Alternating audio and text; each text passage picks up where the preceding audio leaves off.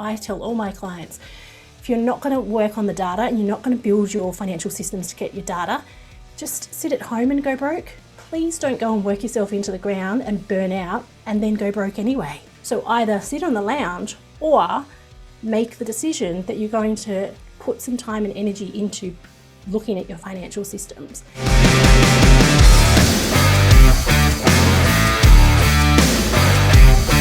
G'day guys, welcome back to another episode of Level Up. We've got Katie with us today from Profit First for Tradies, which is the Australian version of Profit First. How are you, Katie? Good, thank you. Thank you for having me. No worries. I'm definitely excited about this one because I think it's where so many builders and tradies fall over.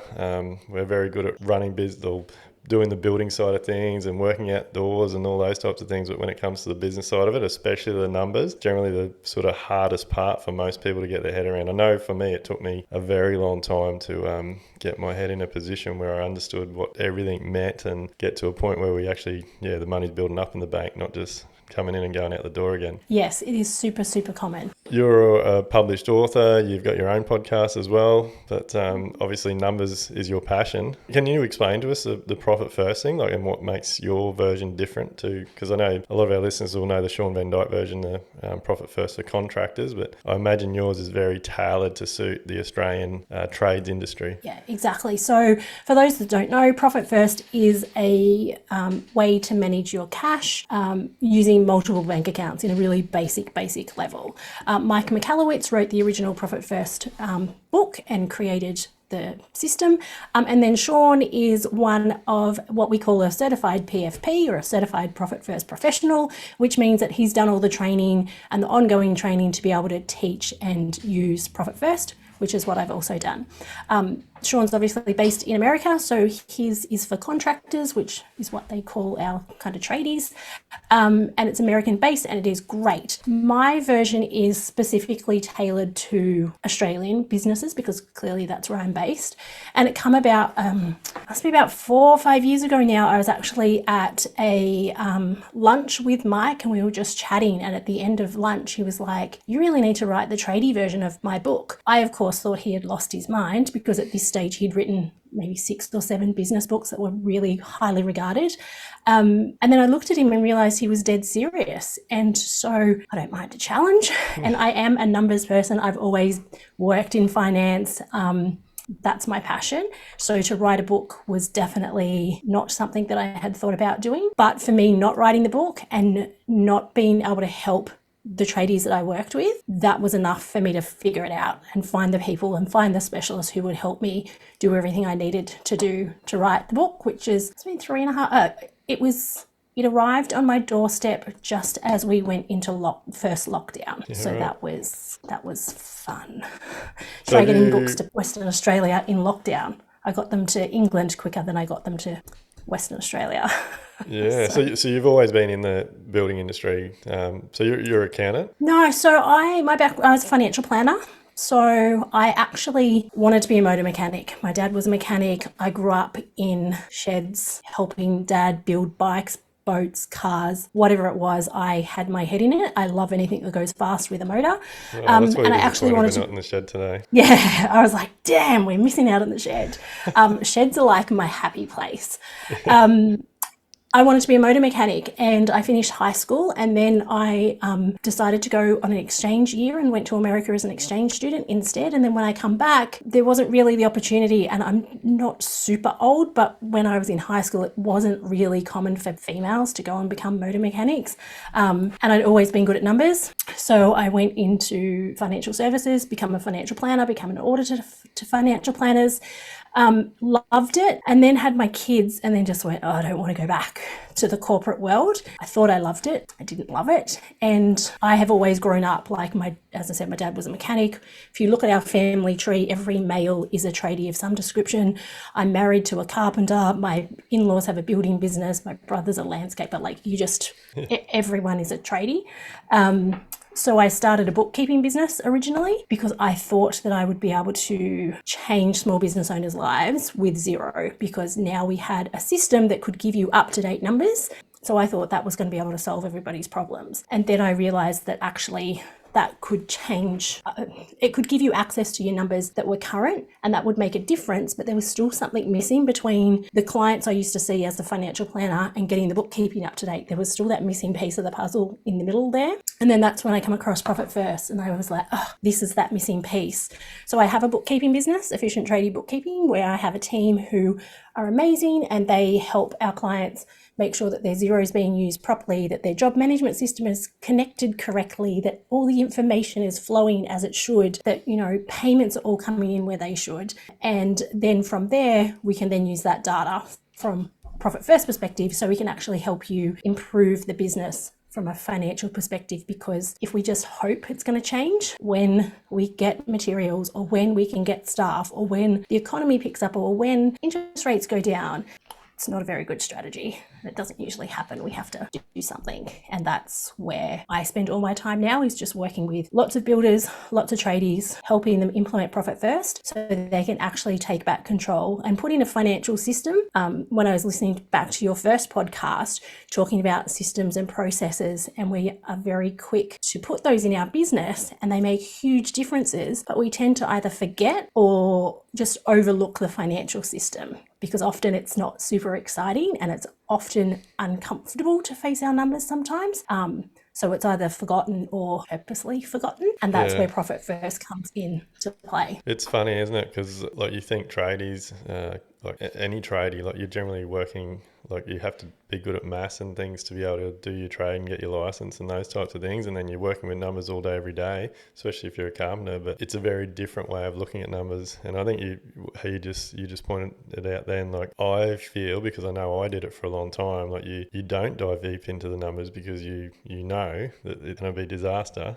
So you just keep doing what you're doing and not. Like I think so many people, I guess, make excuses. Like if they don't know, then it'll just keep ticking away, and they're just digging themselves a deeper and deeper hole.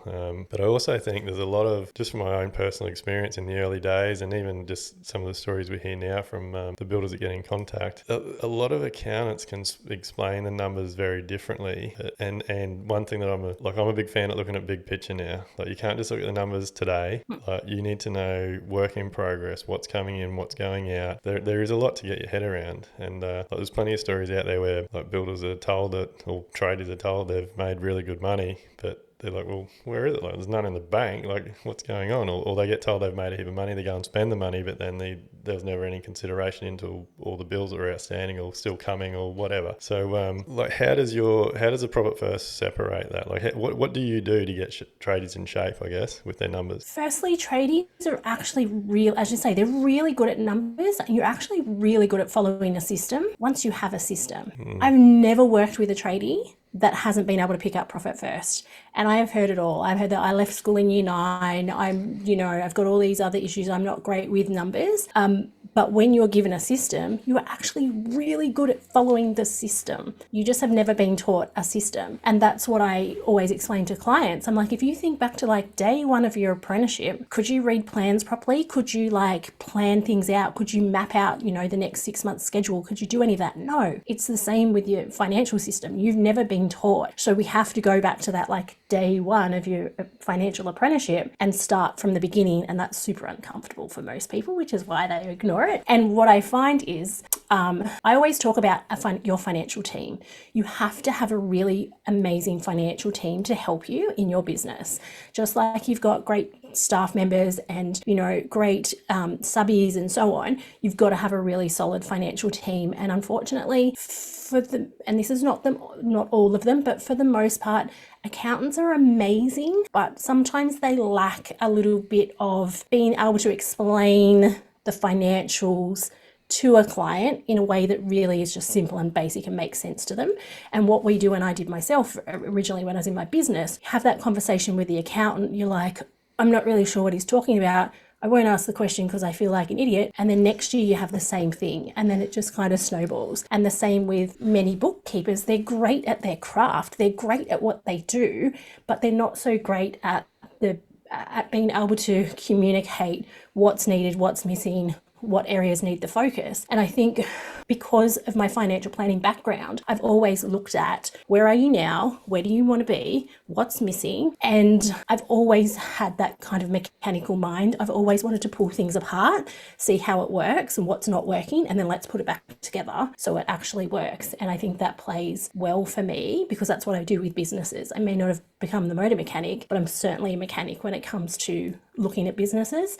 And whilst I have a bookkeeping business, I don't refer to myself as a bookkeeper. I kind of sit between the two, and I can almost interpret what they need to tell you and then be able to explain it to you in a way where you go, oh, okay, I get that. That's easy. Yeah. Why couldn't they have just said that? And it's just because everybody's kind of speaking a different language, and you just need to have that team around you. We need the amazing tax accountant. We need the amazing bookkeeper, but you also need the person who's going to be able to help you put the financial systems in place so they all talk to each other and they all make sense in a really simple and efficient way. And that's what I find when Profit First is set up properly. It should be a 15-minute review a week max. Yeah. Even if you're a multi-million-dollar business. It's funny. So one of the first things we do when we get builders into Live Life Build, like we've created what we call our overhead calculator. So we get them to fill it out, put all their data and stuff in, and then they can book a call and we talk about goals and things. And 9 times out of 10, that first call, it ends up being completely chewed up just getting them to understand what it's actually costing them to run their business. And I know for me, like that years ago when I was doing some, like spoke to Sean, I went on his podcast because we were doing lots of the same stuff, and we started implementing his version of Profit First. It was very good because like you have no choice. Like when you do the Profit First way, like one of the first things it does is shows you, well, I need to know what it's taking to run my business. I need to increase my income because when I do the Profit First, there's nothing left. So it makes it very clear on where things are going wrong. And and I always say it raises that red flag for you. And then you have to consciously go, oh, I'm going to ignore that. Like it's there for all to see that you don't have enough money in that particular bank account for those bills or whatever it may be. You can't hide, which is uncomfortable for the business owner to start with. But once you get through that initial phase, like anything when we do something new, it's uncomfortable for a while, but the benefits far outweigh that uncomfortableness. And just knowing that you've got money in the bank to pay the wages or to pay the BAS bill or to pay, the end of month bills. It's the one piece of feedback I get from everybody I work with is like, I didn't realize how stressed I was until you take that stress away. And then they're like, oh, actually, business is not as stressful as we thought once you manage the financial side of it. Like for people that are listening that don't know, have never heard of Profit First, like in a nutshell, like what is Profit First? Like what's the principles of it? Yeah, so quite simply, if you think back to our grandparents or our great-grandparents, our grandfather would have gone out, he would have done his work for the week, he would have come home with some cash, given it to grandma, and she would have put certain amounts in each different envelope for different purposes. And once that envelope was empty, you had to get resourceful. And it's a similar sort of concept, but for business, and we use bank accounts nowadays because we don't need to be getting cash out. So you will have a number of different bank accounts. So when we set up Profit First, my version, we start with 7 bank accounts, which may seem extreme and it may seem like it's more complicated. And for the bookkeepers and accountants out there, that may send warning bells off in their head. They're like, that's going to be a disaster. It actually makes it easier when you have your different bank accounts labeled for a specific purpose. So all the income comes into the first one. And then from there, you make sure you put your money aside for your GST. You put money aside for your materials and sub. You put a small portion away for profit to start with because most businesses aren't profitable. And we want to put a little bit aside. We make sure we put money aside to pay ourselves because if we are not paying ourselves properly out of the business, we need to do something about that because we just have a really big headache. We want to put money aside for tax. And we want to put and what's left is our operating expenses. And you do it in that specific order. And there are other bank accounts depending on the business, but that's kind of the basic framework. And if you don't have enough money in your operating expenses to pay those regular bills at the end of the month, then that is not Profit First not working. It's Profit First working because it's showing you that there could be something wrong with your pricing, your quoting, your timing. Are you sending invoices out when the job finishes or are you sending them 3 weeks later? There's a whole range of things. Are your operating expenses just too high? Are your staffing expenses just too high? And by having the different bank accounts, it tells you where you need to look. Whatever bank account you don't have enough money, in. And then he's like, okay, great. So for this one, then we'll look at this. So coming back to the expense review, the very first thing I do with all clients is do an expense review. It's something that they dislike the most, but the amount of clients that I've, it's one of my favorite things. I love it because it's really easy to find. So I always explain that if you think about your operating expenses account as a bucket, it's got all these holes in it, but you don't know what's causing the holes. But you just keep working hard thinking the bucket will fill up eventually if I just work harder, I work harder. And what happens is you burn out and you get sick and the money still leaks out. So we have to patch that bucket first. And how do we do that? By doing an expense review. And the amount of times, I always use one client from many years ago. I had encouraged him to do this expense review for a number of months and he was like, no, we're all good. Like the business was going okay, don't need to do it. And when he finally did it, he found a insurance policy, $72, still coming out of his bank account for a car that he had sold 5 years prior. He called the insurance company. Thankfully, they refunded him 2 years worth, but that all adds up. And I use that example every single time. And the amount of clients that laugh and go, oh, that's ridiculous. Like that would never happen. And then come back to me and go, guess what I just found? It's happening every day. I think, yeah, because we don't pay attention to it. Yeah, like, and I think like you just touching on there, like because I know I've been in this scenario. Like you have this process and it's setting up the 7 bank accounts, and like the success that can happen when you do that. But there will be a lot of tradies and builders and whatever out there going away and going, oh, like I've set up all these bank accounts, and the first thing their account's going to say is, oh no, you don't need to do that. That's just going to take me more time and more effort. But reality is like what you're doing is separating everything into these buckets so that everything becomes so much more clearer. But the other thing I like about it is, because again, we know from all the data and everything we collect in our Live Like Build business, I actually think I reckon the numbers would be over 90%, of companies in the building industry are trading insolvent. And the sad part of that is, I know because we did it for a long time as well, people aren't getting paid. Like people are running these companies and they may as well shut up shop and go and work for someone else because they're not paying themselves. And like I like to explain about, like you need to get into a mindset that you are an employee to your company and you need to be treated just like everybody else in the company, and you need to get paid for the role you play. And if your role is running a business that's turning over $2, $3, $4, $5 million and you have responsibility of that, like you need to be paid sufficient amount of money to do that role. Because if you weren't doing it and you had to pay someone to do it, you'd be paying a lot of money. So treat yourself as an employee, and I guarantee you when you do that exercise and you get them all to set up their 7 bank accounts, there'd be very little money going into that well, I'm not sure, what do you call that account? The owner's salaries? The owner's pay account is where most people just put what's left. Like, oh, next week, next month, we'll fix it up, and it doesn't happen. And going back to that question or that point about the multiple bank accounts and the accountant or the bookkeeper freaking out, yeah, they will freak out if they don't know the system. But again, when we set this up correctly, it literally will add 10 seconds to your bookkeeping each week. So if anybody is listening and they're doing Profit First and it's taking you more than 10 seconds to reconcile your transactions in Xero every week, you're doing it wrong. There's an easier, simpler way. And the other thing I say when clients have a conversation with me and they're like, come back and they're like, oh, our accountant doesn't think it's a good idea for us. I'm like, okay, cool. So what else did they suggest? And they're like, oh, they didn't. I'm like, okay, well, that's no solution. Like I'm happy for accountants who don't understand the process to not be as excited about it as I do. But if they don't understand it and they don't give you another solution, because this isn't the only way to manage your cash, it's just, I think, the better way to do it.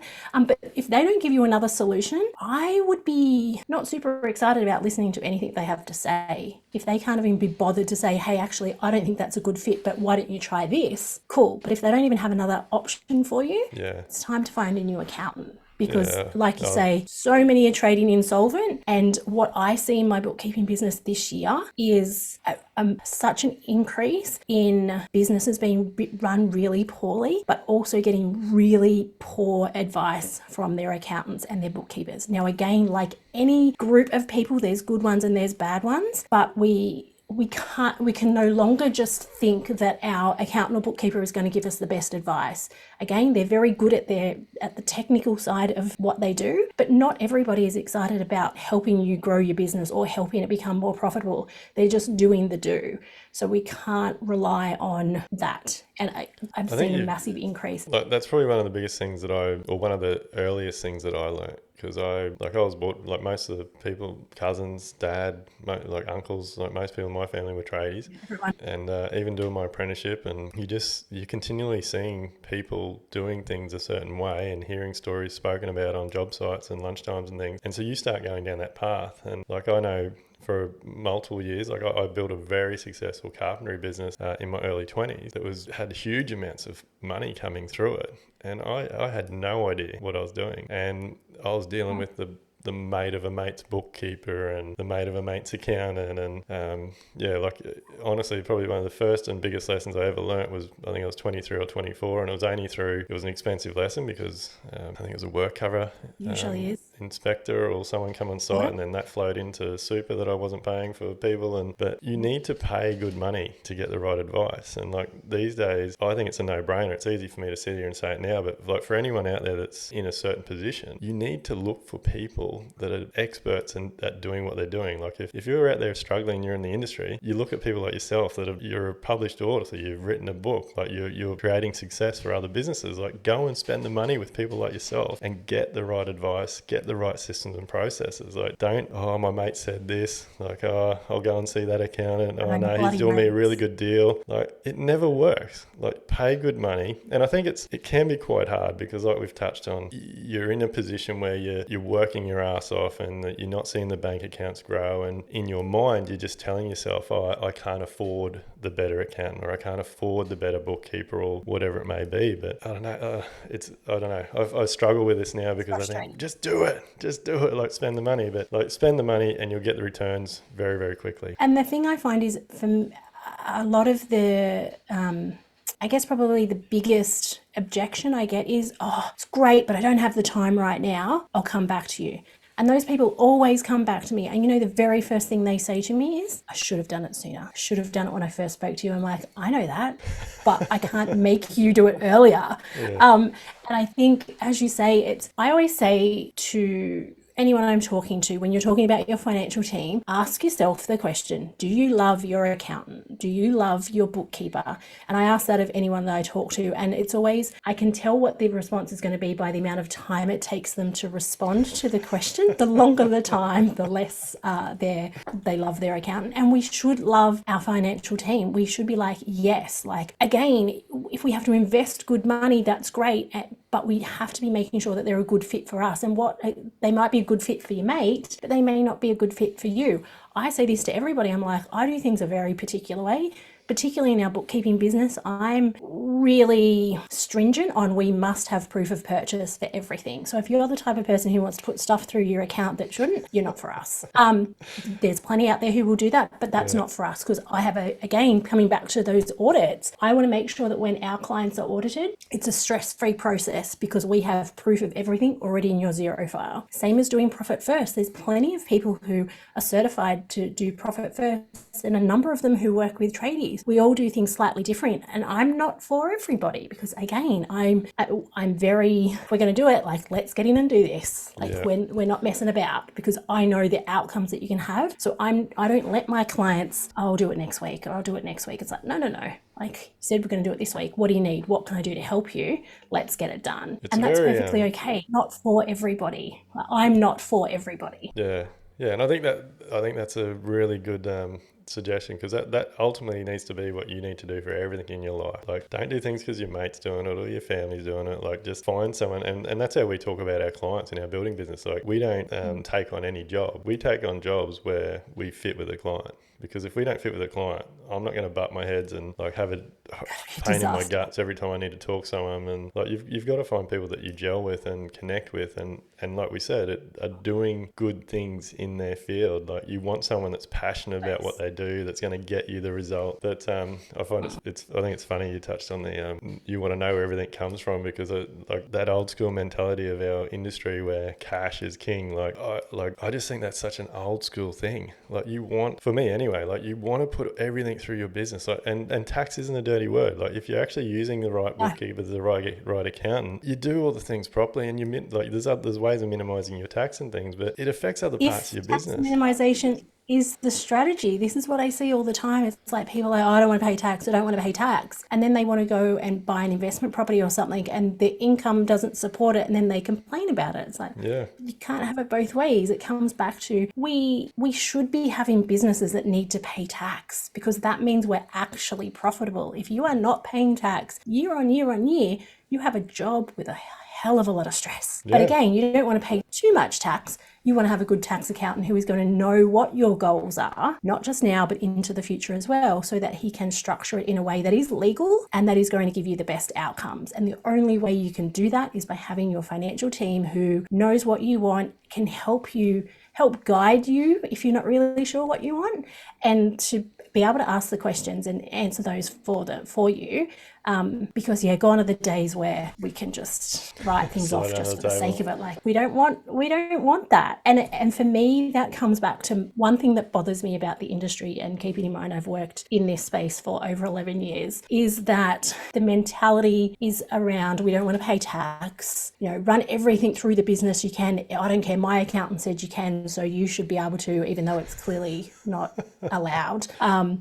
We've just got to work harder and harder and harder. And it's like, no, we are getting sicker, more injuries. The amount of clients, again, in this year that I have spoken to who have been on the verge, like there's been a number of times where I've had to say, hey, here's like the lifeline number. You really need to contact them. And I've seen a massive increase this year. And yes, there are a number of factors, but so much of it comes down to the financial side of things. Because as you said, you're really good at what you do. You're really good at their craft, but they just haven't ever been taught how to manage their money. And if we can solve this problem, everything else becomes easier. They have a profitable business that has healthy and happy staff, which then have healthy and happy families. They can pay their bills, and then it has that flow-on effect. And I think for me, that's one of my most favorite things. I know if I help one tradie, in fact, I'm helping so many people just by being able to help that one business. Yeah, and look, it doesn't have to be stressful or difficult. And it might be a bit of a shock when you first get told that what your numbers look like or whatever. But you can't have success if you don't know where you are and do a review on things. And I love the numbers. Like every single Tuesday, I know exactly what's coming in, what's going out, where we're at. Like we forecast everything. The data's huge. We can price our jobs accurately because we're tracking every single cost in the right allocations, all those things. And as you've said, once you get it set up, it's not hard. Things just go in their place. You enter the data in, and everything's good. Just keep flowing on. It gives you back control. Once you, if you remember back to when you were a little kid and you had a Band-Aid that you didn't want to take off because you knew it would hurt, and you mum or dad would come and rip it off. I use that same analogy. It's just rip the Band-Aid off, have a look and see exactly where your business is financially, because once we know exactly where it is, then we can start fixing it. Until we actually get really, really honest with everything. And I've seen it all. I've seen it all. There's nothing that surprises me anymore. But until we actually have a look at it and go, okay, right, so this is the priority. We need to get this solved first, and then this one, and then this one. And just give the tradie a bit of a guideline. We're not going to wave a magic wand. It's going to be fixed overnight. And some businesses I've worked with, they've had hundreds of thousands of dollars of ATO debt. And just by being able to map it out, they've been able to pay off that debt, continue to trade, make enough money to still live, pay bills, pay off the debt. And once that debt's paid off, there's spare money for them. But you have to be willing to go, I need help. I know it's going to be uncomfortable, but let's dive in. And when you have the right support around you, it makes that process much, much easier. What's your thoughts on ignoring it is not going to solve the problem. No, definitely. But everyone just sticks their head in the sand. What's your thoughts? I have a laugh every time it comes into financial year and all the ads on the radio and stuff are like, spend money now, save on tax. But you've actually got to have the money to be able to spend it. So so many people just are in the mindset if I spend $4,000, I'm going to save $2,000. But you've got to spend 4 to save the 2. So it's So every year all my clients will get an email around May saying, do not spend any money unless you absolutely need it. I'm happy for my clients to spend money. I don't like the word budget, frugal, tight. That's not how I roll. When I talk about doing an expense review, it's so that you can spend money on the things you want to spend money on. I don't believe that you should have to scrape and be stingy on every little thing. And that comes again with all the advertising that happens at the end of the financial year. Get the Makita pack or the Milwaukee pack. And I'm like, how many bits and pieces do you need? No, if you need it, go and buy it. But if you don't, because again, it gives you that false sense of, if I spend this 4, I'm going to get a little bit back, but you didn't really have the 4 to spend, and then it just compounds and makes it worse. And we don't realise how bad that small expense then flows on. But all my clients are like... Tradies are definitely good at spending money. They all got the new dual cabs and new $30,000 tool trailers and things. Hey, and this is what I say as well, though. Like, if you want to have a fancy car or a boat or whatever it is, like, cool, I'm the first one to be the cheerleader for that. But we have to make sure that the business can afford it and that you can afford it. I've got so many clients who want particular types of cars, and I love a good car. So I'm like, right, what are we getting? What do we need? And then we put a plan in place. Okay, you can't afford it now, but you're going to be able to afford it in 3 months time, 6 months time, 12 months time, if you start doing this. And then we've got a goal in place, we've got a plan, and then we start doing it. Because I don't think we should do without, but we need to make sure that we plan for it so that something else isn't going without just because we want a fancy car. I liked you touched on it before we started recording today, that like when people come to you, it's tailored to them. Like, even if you have 2 builders, same business and those types of things, like you actually deep dive into their business, their wants, their goals and all those types of things, and you tailor your profit first process to suit every single individual.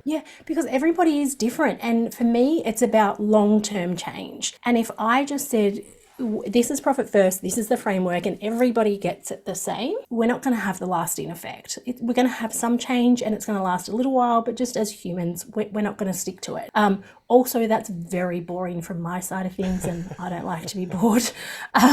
So for me, one of my specialties is that customization. So if I'm talking to 2 builders of the same turnover, same team size, they want the same wages for themselves, it's still going to be set up slightly differently, because I'm going to dig into what else do they want? When do they want it? Do they have a family of 3? Do they have no family? Do they want to buy... I've got a builder at the moment I've been working with for 18 months who he wanted 4 investment properties by the time he hit a certain age. So we worked with him with that. He's got that now. We're on to the next one. So everybody's different. And this is where we don't spend enough time on what you actually want out of the business to put that plan in place, because the customization is the key. And the customization, whilst it's more work initially, it makes it easier ongoing, because it's suited to you and your business and what you want. It makes it so much easier to maintain it as well. Look, I hope more people jump on with people like yourself and get their head around this. So I was scrolling back through your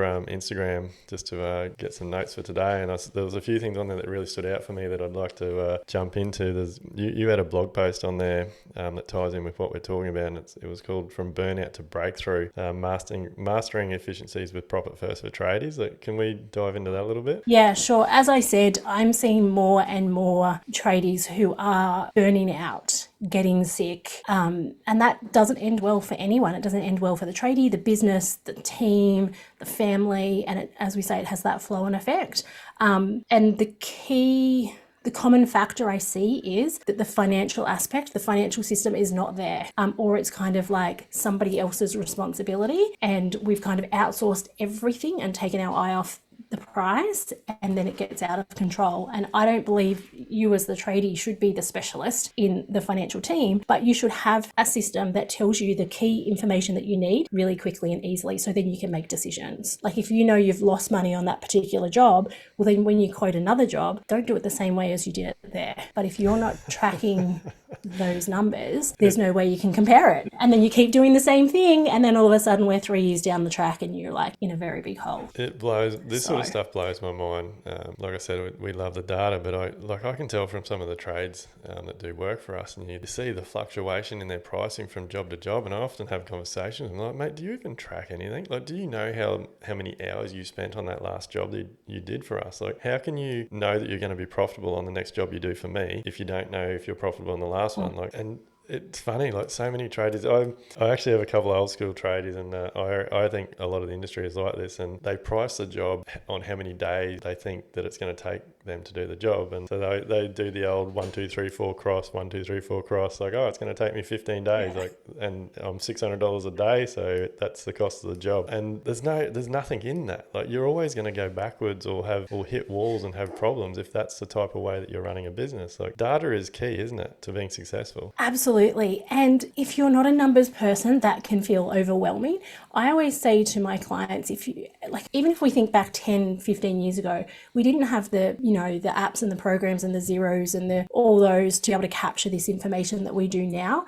Yet we're still working like we don't have access to those tools. It's like it's like digging the foundations out of a house with a shovel. Like, we're not doing that anymore. Like, let's not work on our financials like we were previously, because it just doesn't work. And when you get the system set up, it is so easy to see how much money you need to actually cost out that particular job. And then if you did it one way, and then you can track and go, actually, we didn't make any money out of that one. So guess what? Next time you learn from that. That's feedback. Let's take that feedback, improve it, so we don't continually make the same mistakes. Because I tell all my clients, if you're not going to work on the data and you're not going to build your financial systems to get your data, just sit at home and go broke. Please don't go and work yourself into the ground and burn out and then go broke anyway. Like, that doesn't help anyone. Just sit on the lounge. It's going to have the same outcome, except you're still going to have your health if you just stay on the lounge now. So either sit on the lounge or make the decision that you're going to put some time and energy into looking at your financial systems.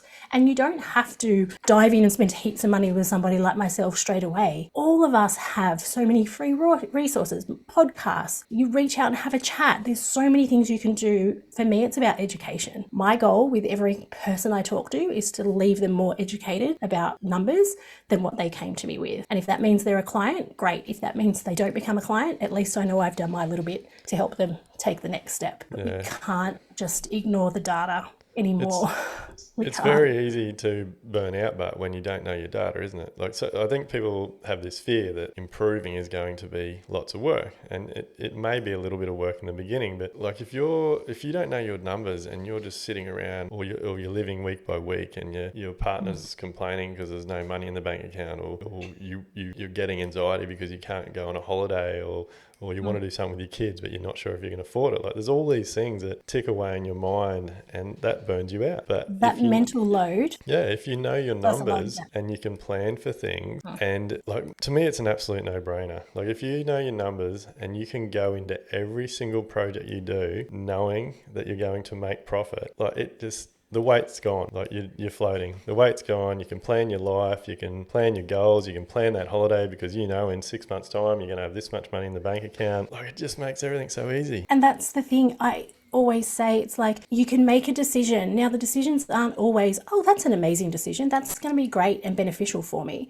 It could mean, oh, actually, if we do this, I'm then going to lose this money, or I'm going to have this. But you can make the decision based on facts and figures, rather than just kind of hope and pray. Oh yeah, it'll be right. Oh, this will be a great job. I'll get it done in 5 days, and then it blows out to 10. And you can't charge anymore. Like, well, you have a post on your Instagram that says, like, the next winning job won't solve all your problems. And like, I think that's a mindset that so many tradies are in. Like, they think we're just ticking along. Oh, we didn't make any money out of that job. There's no money in the bank. Oh, I've just won this $50,000 painting job. Like, I'm rich again. Like, and then they just they get on the next hamster wheel and the process starts again. And one of the things, I love this industry. As I said, I've worked with it forever, and I could never imagine myself working in a different industry. But this is one of my biggest frustrations, is that the mentality around, if I just win this big job, if I just get this staff member, if I just get this thing, all my problems are going to be solved. And I get really nervous when somebody comes to me, they're like, oh, I'm in this hole, but it's fixed now because I've just won this, $50,000, $100,000 job, and it's going to be all okay. And time has shown me that when you win those bigger jobs, if that's not something that you do consistently and you're not tracking your numbers, you are going to have a worse outcome than what you have had when you had a smaller job. It just amplifies the problem. It doesn't solve it. It just makes it worse. And I see it. I've just seen it so many times over the years. There's not something out there that's going to solve our problems. We have to solve them. And how do we do that? Through education, educating ourselves on our numbers. Oh, I love it. That's we've seen that exact thing happen through COVID with the amount of tradies and builders that are going into bankruptcy. Like, it's funny, isn't it? Because you're in that, like, you get in that mindset that winning that job is going to solve all your problems, and yet the job you've won is probably priced wrong, and you're actually not going to make any money out of it. So your hole's just getting deeper and deeper. Like it's easy to see how people get on this hamster wheel, like because they're just so stuck in the routine every single day that they can't get out of it. And what I find is that as an industry as a whole, like if you think about all your self-employed tradie mates, it's quite common to talk about, oh, I lost money in this job, or this, team member sucked, or they didn't turn up, or material shortages.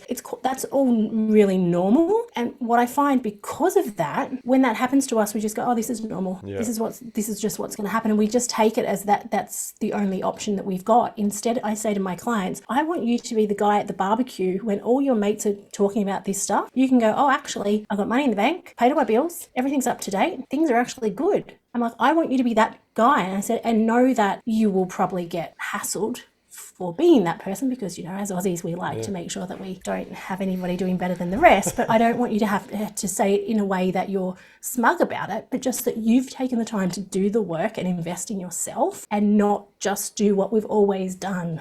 That is not going to get us anywhere except injury, illness, and burnout. I love that, and you're 100% right. Like everyone just thinks that that's the way the industry operates, and it is what it is. And and if you listen to podcasts, you would have heard me say it all the time. Like the amount of people that said to me in my early days of trying to try and improve it, mate, harden up. That's just the way the industry is. And last year, I got I don't know how I got tied up in it, but I ended up in this messaging group of builders that on Friday afternoon they would just send a message out just saying, hey, whatever the group was called, hope everyone's had a cracking week, blah blah blah. And these builders thought they were doing a good thing, and they were checking on each other. But then the messages would be like, oh, I've had a shit week this week, their clients ripped me off, or the client's not paying, has told me they're not going to pay me. There's all these just stories, and I just got shit. The shits was seeing it come through all the time, and I ended up having to delete myself from the group. But it's the same in some conversations I have now. And I like that you pointed it out, and it's okay to put your hand up and say, well, yeah, I'm doing really well.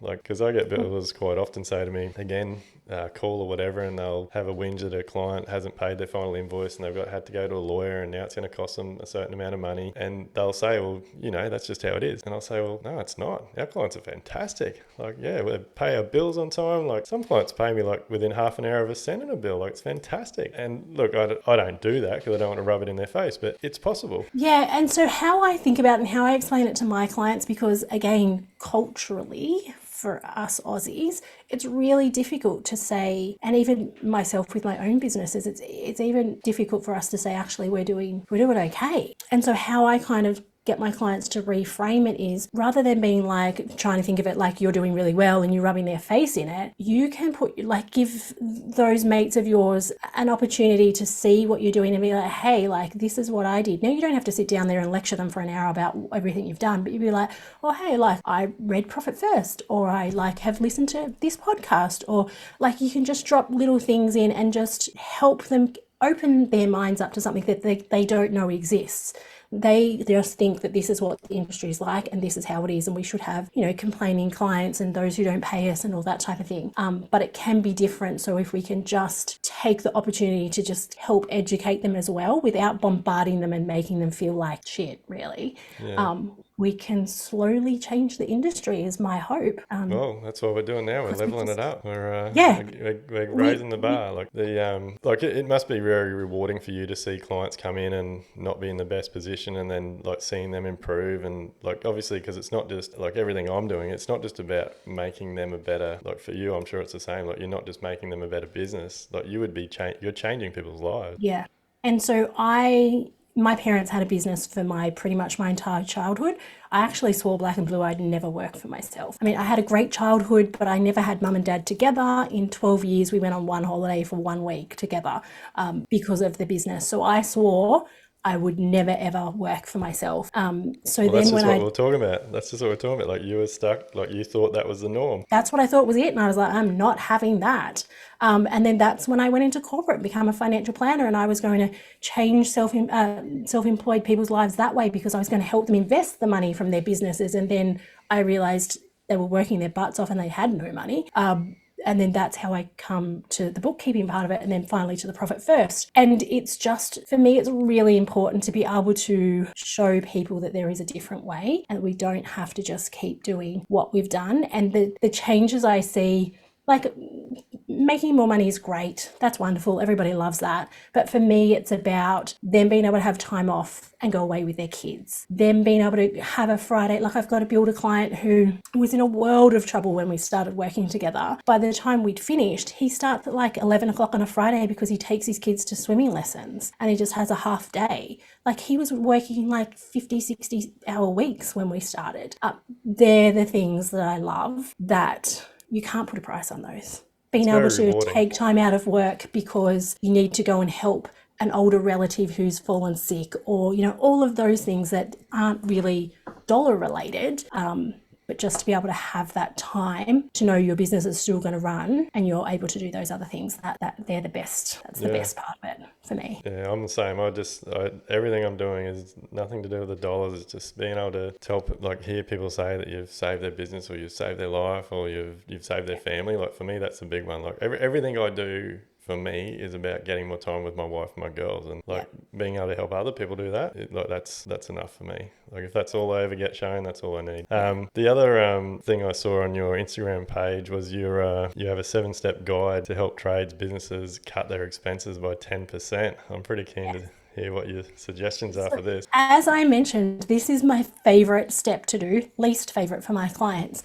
It's actually really, I've never worked with a client who I haven't been able to do an expense review on and find at least 10% savings. Never, ever, ever. Whether they've been one-man bands or they've had 20 staff. I've never done this process with them and not found at least 10%. Most often it's higher than that. And it really is nothing groundbreaking. We look at the last 12 months worth of transactions. We go through it, not super exciting, line by line. I do it in a spreadsheet now, so I can sort it all via description. So we're looking at everything in chunks because I like it to be simpler and more efficient. And then we just go through and it's like, right, do we actually need that expense? Can we get rid of it, or can we get a better deal for it? And just categorizing in those 3 ways. And red is obviously we don't need, and we're not going to spend money on that for the next 12 months.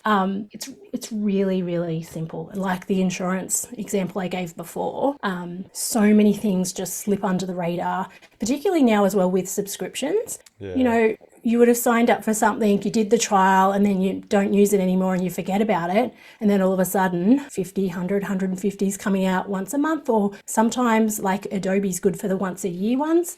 And then you forget about it. Then it comes out. Then you're like, oh, I'll do something about that. Then you don't. It's just about spending time, literally half an hour and we can do it. It's not, as I said, people don't like bash on my door to be excited to do that with me until we do it the first time, and then they're like, oh, okay, great, because that money that we save can then be spent on something that's more important to them. It might be paying bills, it might be paying down debt, it might be actually paying them a wage, whatever it is. But that's the very first thing that I start with all clients. Yeah, no, it's well, like when you do it as much as you do, it's a no-brainer, eh? But like something as simple as that, like that money that you save could pay the fees for them to get you to do the thing. So and that is an extremely good point, because that is exactly what I say to my clients. I'm like, I guarantee you, when you work with me, that in that one step alone, we're going to find at least the investment you're making in me in that first step. So you can tick that out off your brain, like checklist in your head, and then everything else we do is a bonus. And then you can focus, because for me, as I said, education is important for my clients, but also for me. I have my own business coach. I have a Profit First mentor. I'm always investing in my own skills to make sure that I can do better for my clients. And I know something's a great investment and it's going to up-level my skills, but we all have that, have we invested the right amount of money at the right time for the right thing? Like, oh my gosh. So that's what I tell my clients. We do that one step, you tick that checklist off in your brain. How important do you think it is to get coaching and mentoring? Like I think it's something that should be done at every level. Doesn't matter where you're at, you should have a coach or a mentor. I've had a coach. So I've had my bookkeeping business for 11 years. Very soon after I started that business, I invested in a business program that was far, far, far out of my financial reach, but I went on a payment plan and I did it. And if I had not have done that, I would still be doing things very, very, very differently. And I've always had a coach, at least one coach, and sometimes I have more than one coach. It just depends on what I'm doing as to what specialty I need help in. But I'm a big believer in, I'm really resourceful. I can do a lot of things quite well, but I also realized in business, if I want to help more people, I need to just focus on the things that are really fun for me and that is my specialty. And now I just have people come in and help me with whatever the thing is I need. Now, again, can I afford it all the time? Do I have like loads of money in my bank accounts? No, my businesses are just like yours. They have their ups and their downs. But for me, it's about, I know that if I do this thing, then I'm going to get that outcome and that's going to help my clients. Therefore, it's a no-brainer for me. Yeah. It also helps push me in my business when I get a bit comfortable, like we all do. I know if that expense is coming out, I've got to do those things that I may not want to do because the outcome is I'm going to get that education, I'm going to get that skill, whatever it may be. Anyone that's having any kind of success in their life or business is generally getting some sort of help behind the scenes. And then there's all these people out there that have all this, like everybody has so many opportunities to, and like these days especially, like there is thousands of people out there, like we touched on earlier, like find someone you gel with, that you connect with, that has similar interests or whatever it may be, and go for it. Spend some money on coaching and mentoring, and yet they hesitate. They oh no, I can't do that, and yet everybody that's doing it is doing well. Like it's a no-brainer. And again, you'll listen to like Ben down the pub go, oh, I invested money in this coach and it was crap and it just cost me a whole heap of money. Why did that? Was it a bad fit? Was it just a terrible coach? Did they just make a really rash decision and it wasn't the best one for them? Don't just take that as, oh, see, that's why I don't do it, so I'm not going to do it. Have those conversations. I know every business coach will have a chat with you to see if you're a good fit. Book those calls in and work out who's going to be the best fit for you. But trying to do it all ourselves. You've got to look at the person too. Like like old Bob sitting down the pub whinging about his coach is probably not the best person to be recommending a coach. And also, like for me in my businesses, yes, numbers have always been my thing and I've loved it. But because it's my own business, sometimes I can't see what another person can see into my business, and I can think things are going well and they'll come in and go, what are you doing here? It's like, oh, actually, okay, I didn't see it from that angle. So I have a money mentor, and this is what I do all day, every day. I think it's incredibly important. I think anybody that's doing well has one. Like it's a no-brainer. Like you put in the time, put in the effort, you spend the money, you get the rewards. But can you just tell us quickly, like who for people that are listening out there, like how do they work with you? Like do you do stuff online? Do they have to be in the same state or city as you? Like how do they work with you? No, so everything is Zoom based. I was using what was it before Zoom? Skype. Skype, Teams. I was using Skype before Zoom. I've always been online because, again, I don't think it's efficient to be driving places to see people. So I've always done it online. How I work with most people is in my online program. And again, it doesn't matter if you're a small one-man band or you're turning over, a few mil or whatever it may be. Everybody starts in the Profit First for Tradies Kickstart program, and that's like the foundations that sets it all up for your business and gets everything set up that you need to be able to successfully run that. And then depending on, some people are like, cool, that's all we need. And then others are like, great, now we've realized Profit First has shown us that there's all these financial areas we need to dig deeper into, and then they move into my ongoing monthly coaching that way. But again, if you just want information, listen to my podcast. You can read or listen to my book. There's so much information out there. What's your podcast called? Profit First for Tradies. So I keep things simple. Profit First for Tradies is the podcast name. Profit First for Tradies is the book. My business is Profit First for Tradies, and my Kickstart program is Profit First for Tradies Kickstart. So we like to just keep things very simple in my world. I don't like complicated, and I think that's one of the things that I realize that I do for clients. I take their complicated financial lack of system and help them craft a system that is really simple and efficient for them, so that they can not only use it now but down the track, and it doesn't cause more stress. It actually takes the stress away. So I always joke, if there's 3 steps, we have 3 steps. I'm not giving you 5 steps if we can have 3. Like, let's just make it as concise as possible. Well, I think everyone should go and type in Profit First for Tradies and see what comes up and get on board. Before we get out of here, I'm keen to ask you, you've got, it looks like an EH or something there behind you. Yes. What's the deal? So EHs are my all-time favourite car. I have owned 3 of them over the years. It was my very first car.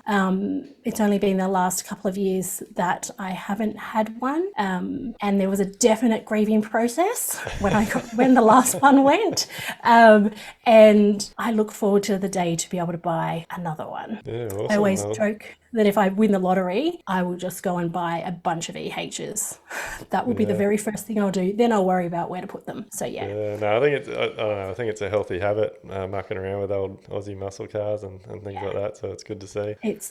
And that, like, as I said, like my dad was a mechanic. I always had my head in a boat or a car or a bike or something. So it's sheds are my favourite place to be. Yeah, actually, Shay had some notes here. One I left out at the beginning. He said you're into speedboats. Yeah, so I live on the Hawkesbury River. Grew up on the Hawkesbury River at Lower Portland, and live not far from there now. And so it's renowned for its circuit boat racing, which all family and friends have always been involved in. And I've been the secretary of our local powerboat club for 15 years now. So Yeah, awesome. Is that where they do the Is that where they do the Southern 80? So the Southern 80's down the New South Wales Victoria border, and they do ski racing. So they do ski racing on the Hawkesbury River as well. But circuit racing is just boat and person, no skiers. But they can do upward of like 150 mile an hour. It's quite good. Yeah, no, it's moving, especially on the water. Yeah, it's nuts. It's absolutely nuts, but I love it. So that's your breakout, like that's your thing, like chilling out with the kids, a boat club. Yeah, that is fun to me, being able to help organise events for the boat racing. And then I always joke that one of my favourite smells is like methanol or like any avgas or any of those fuels because I grew up in sheds where that was all there, like that was just normal to me. So yeah, that's my idea of relaxing. That is freaking awesome. I've always joked, you might have on my one of my recent podcasts actually, Nathan from Newfound Building was talking about two-stroke and stuff. I've always joked that either burning rubber or methanol should be a deodorant. Yeah. I would agree to both of those as well. Yeah. Well, look, it's been absolutely fantastic having you. Thanks for taking the time out to join us. And Nice. look, for anyone that's listening, I can't recommend highly enough you reaching out to Profit First for Tradies. It's a no-brainer. Like we use a Profit First thing in my business. We have for probably 4 or 5 years now, and it's definitely made a big difference. So before we head off, Kate, is there anything you want to add to it, or like your Instagram, Facebook, socials? Like it's all the same. Yes, again, everything is super simple. Profit First for Tradies. Facebook page, Facebook group, Instagram. If you look up that on whatever your preferred platform is, YouTube, it's all under that. So just don't be afraid to reach out, send me an email, book in a chat, tell me you heard me here. And as I said, I'd rather have a chat to you and then be able to point you in the right direction if I'm not the best fit, rather than you sit there and think, I'm going to do that one day, and then you don't. Yeah, no, well, guys, look, you heard it here. It's all online, so it doesn't matter where you are in Australia or New Zealand or wherever you are. Like, jump on board and check it out. And I hope you get every tradie and builder in Australia doing the Profit First for Tradies, and I hope you have a lot of success with it. Thank you so much. Thanks for having me. Awesome, thank you. Are you ready to build smarter, live better, and enjoy life? Then head over to livelifebuild.com/elevate to get started.